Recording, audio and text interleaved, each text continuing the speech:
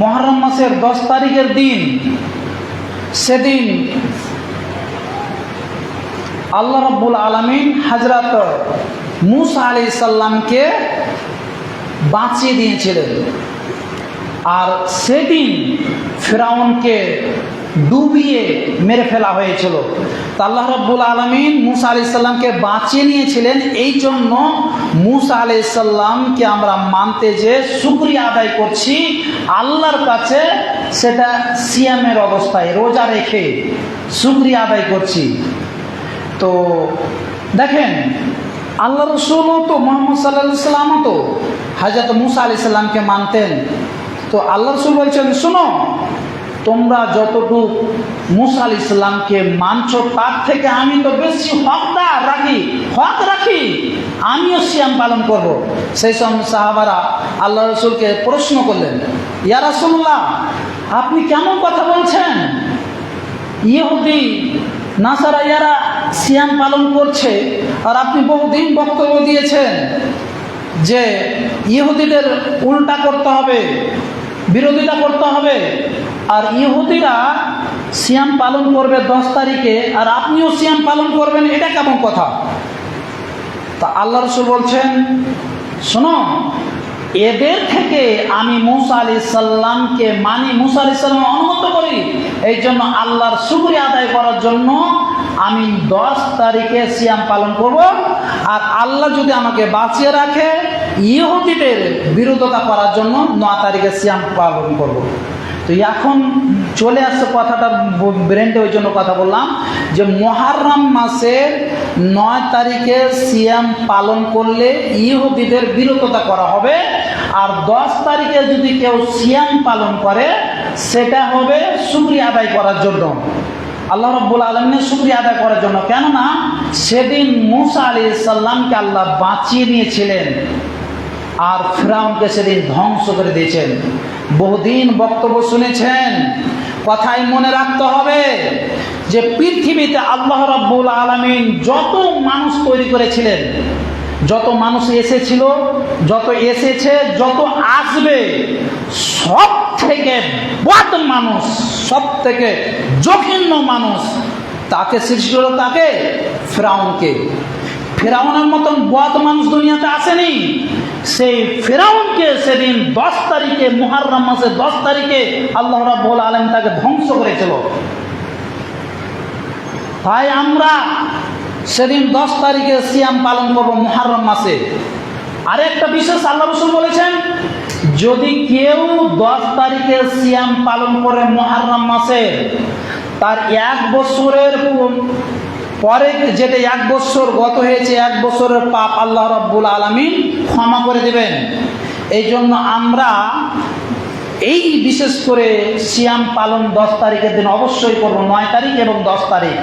9 তারিখ হবে ইহুদিদের বিরোধিতা করা, আর 10 তারিখ হবে শুকরিয়া আদায় করার জন্য। আমরা 9 তারিখ এবং 10 তারিখ মুহররম মাসের সিয়াম পালন করব। আমরা বহুদিন শুনেছি এই যে জিলহিজ্জা মাস, গত জিলহিজ্জা মাস গেল, এই ব্যাপারে আল্লাহ রাব্বুল আলামিন সূরা ফজরে আল্লাহ রাব্বুল আলামিন কসম খেয়ে বলছেন, ওয়াল ফাজরে ওয়ালায়ালিন আসরে ওয়াসফিয়ে ওয়াল ওয়াতরে ওয়াল লাইলে ইযা ইয়াসরি। আল্লাহ রাব্বুল আলামিন ফজরের কসম খেয়ে বলছেন। তো ফজরের কসম খেয়ে বলছে মানে কি? যেমন আল্লাহ রাব্বুল আলামিন এক জায়গাতে বলছেন ওয়াল আসরে, তাহলে আসরের কসম খেয়ে বলছেন। অন্য জায়গাতে সূরা আল্লাহ রাব্বুল আলামিন দিনের কসম খেয়ে বলছেন, কোনো জায়গাতে রাতের কসম খেয়ে বলছেন, কোনো দিন সকালে, কোনো দুপুরের জায়গাতে, বিভিন্ন জায়গাতে আল্লাহ রাব্বুল আলামিন কসম খেয়ে বলছেন। তো যেখানে আল্লাহ রাব্বুল আলামিন ফজরের কসম খেয়ে বলছেন যে আমি ফজরের কসম খেয়ে বলছি, এই 10 জিলহিজ্জা মাসের 1 তারিখ থেকে 10 তারিখ পর্যন্ত যারা সিয়াম পালন করবে, 1 থেকে 10 দিন পর্যন্ত, 9 দিন পর্যন্ত, এদের ফজিলত আল্লাহ রাসূল বলছেন 1 বছরের আগে এবং 1 বছরের পূর্বের গুনাহ আল্লাহ রাব্বুল আলামিন ক্ষমা করে দেবেন। এই জিলহিজ্জা মাসে, গত জিলহিজ্জা মাস চলে গেল, যারা আমরা এই যে সিয়াম পালন করিনি, সেদিন 4টা জিনিস ওই মাসের মধ্যে আছে। 1 হজ, 2 নম্বর ঈদ কুরবানি, এই এই কয়েকটা জিনিস, 4টা জিনিস আছে ওই মাসে। তাহলে ওই মাসটা হচ্ছে গুরুত্বপূর্ণ মাস। এই মাসে যারা 1 তারিখ থেকে 9 তারিখ পর্যন্ত সিয়াম পালন করবে, 10 তারিখ পর্যন্ত, এদের আল্লাহ রাব্বুল আলামিন 2 বছরের গুনাহ, 1 বছর আগে 1 বছরের পিছনে গুনাহ মাফ হয়ে যাবে।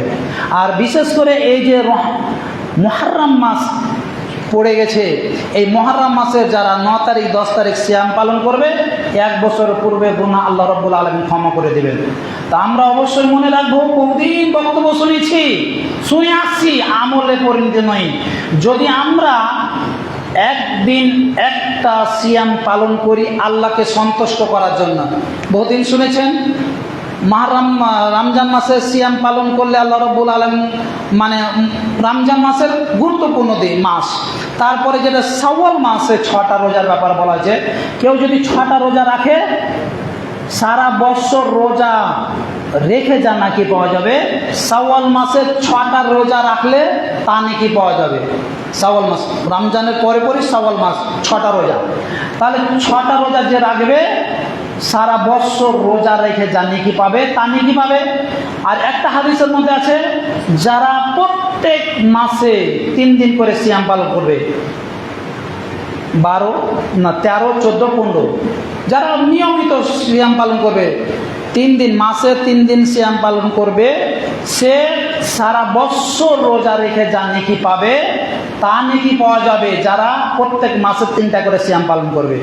চলে আসেন, তারপরে শুনলেন জিলহিজ্জা মাসের, চলে আসেন আপনার প্রত্যেক সপ্তাহে আল্লাহ রাসূলের একটা সুন্নাত ছিলেন যে প্রত্যেক বৃহস্পতিবার এবং সোমবার সিয়াম পালন করতেন। কেননা যে আল্লাহ রাসূল বলছেন, সপ্তাহে রিপোর্ট আল্লাহর কাছে 2 দিন যায়, এক সোমবার আর একটা হচ্ছে বৃহস্পতিবার। তারপরে শুনেছেন যে সারা বছরের রিপোর্ট আল্লাহ রাব্বুল আলামিনের কাছে কোন মাসে যায়, সেটা হচ্ছে শাবান মাসে। এই জন্য 1 তারিখ থেকে নিয়ে প্রায় 28-29 দিন পর্যন্ত আল্লাহ রাসূল সিয়াম পালন করতেন। হযরত আয়েশা থেকে বর্ণিত হাদিসটি রয়েছে, হযরত আয়েশা রাদিয়াল্লাহু তাআলা আনহা বলছেন, রমজান মাস ব্যতীত এরকম কোনোদিন আল্লাহ রাসূল সিয়াম পালন করেনি শাবান মাসে যেভাবে সিয়াম পালন করতেন। রমজান মাস বাদে এরকম কোন মাস সিয়াম পালন করেনি, যেটা হচ্ছে শাবান মাস। 1 তারিখ থেকে নিয়ে রেগুলার আল্লাহ রাসূল 29-30 পর্যন্ত সিয়াম পালন করছেন, সেটা হচ্ছে শাবান মাসে। আর তারপরে যেটা আল্লাহ রাসূল বলেছেন সেটা হলো শাওয়াল মাস, তারপর চলে আসেন মুহররম মাস। তো আমরা বহু কথা শুনছি, তো একটু কথা বলি, বিশেষ খুব গুরুত্বপূর্ণ। সেটা হচ্ছে আল্লাহ রাসূল বলছেন, কোনো ব্যক্তি যদি একটা সিয়াম পালন করে, এখন আমরা যেটা মুহররম মাসের 9 তারিখ 10 তারিখ সিয়াম পালন করি, এটা আল্লাহ রাসূলের সুন্নাত। যদি আমরা একদিন 10 তারিখে হোক, 9 তারিখ 10 তারিখ বা যে কোনো মাসে 3টা করে সিয়াম যদি রাখি, তা আল্লাহ রাসূল বলছেন একটা সিয়ামের ব্যাপারে, যে কোনো ব্যক্তি যদি আল্লাহকে সন্তুষ্ট করার জন্য একটা সিয়াম পালন করে, রোজা রাখে, তার নেকি, হাদিসের মধ্যে পাওয়া যায় যে কোনো নেকি নয়, তার বিনিময়ে জান্নাত। একটা সিয়ামের বিনিময় হচ্ছে জান্নাত, কোনো নেকি নয়। এখানে একটা মাদ্রাসায় পাংখা দিলেন, তার বিনিময়ে একটা নেকি আছে। একটা মাদ্রাসায় ঘর তৈরি করে দিলেন, এর বিনিময় নেকি আছে। কোনো ফকির মিসকিনকে খাবার দিলেন, ওস্তাদকে খেতে দিলেন, মৌলভী সাহেবকে খেতে দিলেন, এর বিনিময় নেকি আছে।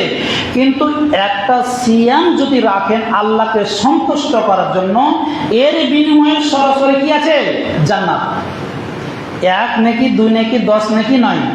যেমন একটা হরফ কোরআন মাজিদের মধ্যে পড়বেন, 10 নেকি আছে। এই 10 নেকিকে 70 নেকি বাড়িয়ে দেওয়া হয়, এই 70কে 700 বাড়িয়ে দেওয়া হয়, 700কে আবার হাজার হাজার নেকি আল্লাহ বাড়িয়ে দিতে থাকেন, বাড়াতে থাকেন। হাদিসের মধ্যে বলে আল্লাহ রাসূল বলছেন, আদম সন্তানের কোনো ভালো কাজ যদি কেউ করে, সেটা নেকি বাড়তে বাড়তে বাড়তে বাড়তে আকাশে থেকে যায়, এত নেকি হয়। কিন্তু যদি কেউ আল্লাহকে সন্তুষ্ট করার জন্য কেউ যদি একটা সিয়াম পালন করে, রোজা রাখে, তার বিনিময়ে জান্নাত। তো জান্নাতের মানে একটু বলি, তাহলে বুঝতে পারবেন। বহুদিন শুনেছেন, আমিও বলেছি, একজন যদি কেউ একটা সিয়াম পালন করে আল্লাহকে সন্তুষ্ট করার জন্য, তার জন্য তাকে আর তার কাছ থেকে জাহান্নামকে 500 বছরের পথ দূরত্ব করে দেয়। আপনি যে আল্লাহকে সন্তুষ্ট করার জন্য একটা সিয়াম পালন করলেন, নফল সিয়াম, এর বিনিময়ে আপনাকে আর আপনার কাছ থেকে জাহান্নামকে 500 বছরের দূরত্ব রেখে দেওয়া হয়। তাহলে আপনি আর ওই জাহান্নাম কত দূরত্ব থাকে? একদম বিশাল, 500 বছরের পথ। এখন তো মানুষ বয়সী বাঁচে কত, 30, 40, 50, 60, 70, 80, বাস কোনো রকম টেনে 100। আগে তো ওই 100 উপরে বেঁচেছে। এখন তার মানুষের সব কিছু কমজোর হয়ে গেছে, এখন বয়স বেশি নয়। তো কথা হচ্ছে যে একটা সিয়ামের কি আছে, তো এই জন্য সিয়ামের পরিণাম হচ্ছে জান্নাত। আমরা মনে রাখি, অবশ্যই শুনে রাখবেন আমল করে নিতে, যে রমজান মাসের পরে শাওয়াল মাসে 6টি রোজা রাখলে 2 বছর আগেকার 1 বছর, পিছের 1 বছর, 2 বছরের গুনাহ আল্লাহ রাব্বুল আলামিন ক্ষমা করে দেবেন। এরকমই চলে আস না সারা বছর সিয়াম রাখে, এই যেটা জিলহিজ্জা মাসে বলছিলাম, সেটা 1 বছর আগে এবং 1 বছর পিছে গুনাহ মাফ করবে। তো প্রত্যেকটা সিস্টেম অনুযায়ী আমরা যদি না জানি, আমরা অবশ্যই আলেমদের কাছ থেকে জানবো। আর বিশেষ করে প্রায় নিজে নিজে আমল করেন, প্রত্যেক মাসে 3টি করে সিয়াম, প্রত্যেক মাসে যদি 3টি করে সিয়াম রাখা যায়, তাহলে সারা বছর রোজা রাখে সিয়াম রেখে জানি কি পাওয়া যায়, তাই নাকি পাওয়া যাবে। অবশ্যই আমরা আমলগুলো পরিণত করব, কারণ আমরা রমজান মাসের সিয়াম যারা করেছি, আমরা দেখেছি ট্রাই করে যে রমজান মাসের সিয়াম করার কারণে আমাদের আলহামদুলিল্লাহ বেমার অসুস্থ অনেক কমে গেছিল। আর আমরা বুঝতে পেরেছিলাম যে সারাদিন একটা লোক না খেয়ে থাকলে কি অসুবিধা হয়। আজকে আপনার বাড়িতে বা আপনার গ্রামে একটা ফকির মিসকিন চাইতে আসে, সে আমরা এত বড় গ্রাম থাকার সত্ত্বেও একটা ফকির, একটা অসহায় বা একটা মসজিদে একটা মুসাফির এসেছে, আমরা সবাই নামাজ পড়ে চলে গেলাম, এই লোকটা খাওয়ার কথা রাখলাম না, এই লোকটা কেউ যদি আমরা না বলি তাহলে কোথায় খাবে? তো এই লোকটা সারাদিন অনাহার থাকলে, না খেয়ে থাকলে যা কষ্ট পাবে, আপনি একদিন যদি সিয়াম রাখেন, না খেয়ে থাকেন, তাহলে বুঝতে পারবেন যে একটা ভিক্ষুক, একটা অসহায়, একটা ফকির সারাদিন কত কষ্ট থাকে, এটা তো মাহসুস করতে পারবেন। তো এই জন্য অভ্যাসিত করবেন সিয়াম পালন করা। মাঝে মাঝে যাদের সিয়াম, বিশেষ করে পুরুষ হোক বা নারী হোক, যারা মা বোন এসেছেন তাদেরকেও বলছি, যাদের রমজান মাসে যদি কাজ ক্ষেত্রে রোজা সিয়াম ছুটে যায়, তাহলে তারা রমজান মাসের পরে শাওয়াল মাসের পরে যেই কোনো মাসে 6টা রোজা রাখার পরে যেই কোনো দিন রাখতে পারে। যেমন মুহররম মাসের 2 দিন বললাম, এই 2 দিন ওই রমজান মাসের ছুটে যাওয়ার কাজাটা এই 2 দিন আদায় করতে হবে না। 9 তারিখ 10 তারিখের পরে যেই কোনো দিন কাজা আদায় করা যাবে। যদি এই বছর কাজা আদায় না করতে পারেন, 10 বছর পরও যদি করেন কোনো অসুবিধা নেই, যেটা রোজা ছুটে গেছে ফরজ রোজা, যে কোনো দিন আদায় করতে পারবেন, কাজ আদায় করা যাবে। কিন্তু মুহররম মাসের যেটা 2টা রোজা রাখার কথা বললাম, শাওয়াল মাসের যেটা 6টা রোজা রাখার কথা বললাম, প্রত্যেক মাসে 3 দিন করে নিয়মিত রোজা রাখার ব্যাপারে বললাম, এইগুলা কাজার সাথে কোনো সম্পর্ক নাই, গুনতিতে রাখবেন না। এই জন্য সিয়াম রাখার অভ্যাসিত করেন। আল্লাহ যেন আমাদেরকে সকলকে এই মুহররম মাসের সিয়াম রাখা এবং বিশেষ করে 2টা সিয়াম রাখা যেন আল্লাহ আমাদেরকে তৌফিক দেন, সকল আল্লাহুম্মা আমিন। আরও আমি বিশেষ যেটা আয়াত তেলাওয়াত করেছিলাম এই জুমার দিনের, সেই জুমার দিনের ফজিলতের ব্যাপারে আমরা অবশ্যই কথাটা আজকে বলতে পারলাম না, এদিকে চলে এসেছে মুহররম মাস, খেয়াল করিনি মুহররম মাসে চাঁদ উঠে গেছে। তো মুহররম মাসে যেহেতু চাঁদ উঠে গেছে, তো 2-1টা কথা মনেও চলে আসে, তাই বললাম। কিন্তু জুমার দিনে আমরা অবশ্যই মনে রাখবো, আমি তো নিজে আসবো, আমার সঙ্গে ছেলেরাকেও নিয়ে আসবো, বাচ্চারাকেও নিয়ে আসবো, তারা অভ্যাসিত হবে। আমরা জুমার দিনে বিশেষ গুরুত্বপূর্ণ, বহুদিন শুনেছেন, 2-1টা কথা বলে শেষ করে দেব।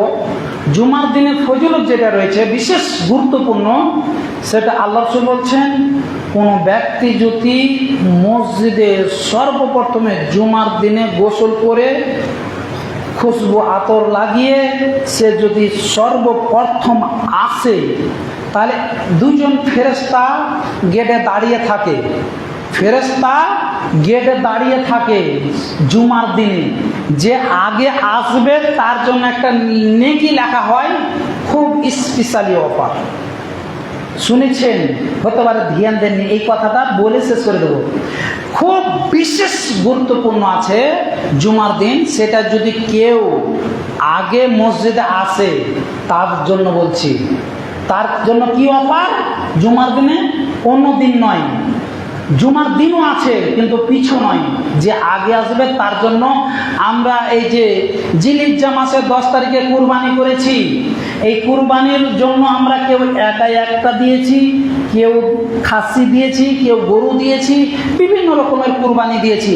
আল্লাহ রাসূল বলছেন, কোনো ব্যক্তি যদি জুমার দিনে আগে মসজিদে ঢুকে, এর জন্য একটা উট কুরবানি দিলে যা নেকি পাওয়া যাবে, সে নেকি পাবে যে মসজিদে আগে আসবে। জুমার দিনে যে আগে আসবে তার জন্য স্পেশালি ভাবে ফেরেশতা তার খাতাতে লিখবে, অমুক গ্রামে অমুক ব্যক্তি আগে এসেছে, এর আমলনামাতে একটা উট কুরবানি দিয়ে যা নেকি পাবে তা লেখা হোক। তারপরে গরুর কথা বলা হয়েছে, তারপরে ছাগলের কথা বলা হয়েছে, আস্তে আস্তে কমজোর। যখন ইমাম সাহেব মিম্বারে চড়ে নেয়, খতিব সাহেব, আর মুয়াজ্জিন যখন আজান দিয়ে দেয়, তখন ওই স্পেশালি ফেরেশতা খাতাটাকে বন্ধ করে দেওয়া হয়। আর আপনার তো আখলাক, ব্যবহার, চরিত্র জঘন্য, যে আপনার অভ্যাস এরকম জঘন্য যে আজান দেওয়ার পরই আসবেন, আজান দেওয়ার আগে